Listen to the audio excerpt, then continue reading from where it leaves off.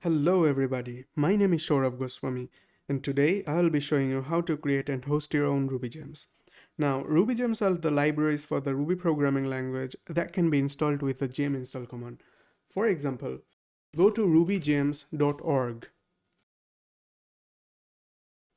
and you can search various Ruby gems here. You can go to gems and browse with the alphabet. So I have my own Ruby gem called term clock. Which is a terminal clock for Linux.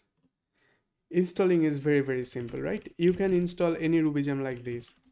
Okay, right now I don't have any term clock command, but if I install this and wait for a moment, as you can see, it's fetching linuxstat. It's another gem of mine, and it is also fetching term clock.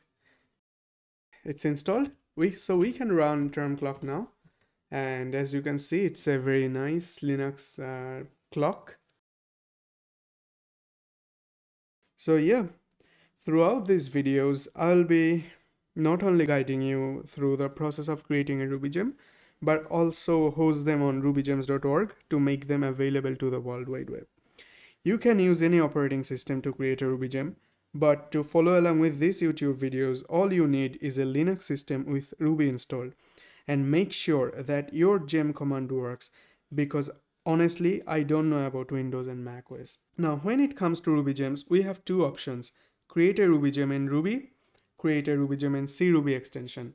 By that, I mean, if you go to my GitHub, github.com Saurav Goswami, you can see that my Ruby gem linuxstat is actually written in C and Ruby, right? So if we go to the XT folder, you can see that everything is C here, and we are defining module function and stuff in C. We are not using Ruby directly. So you can directly call this in Ruby after you require this library. So I'll be showing you how do we do this. And before that, I'll be using just plain basic good old Ruby to create a hello world gem probably and host them. Even if you don't know C, you can follow along with those videos.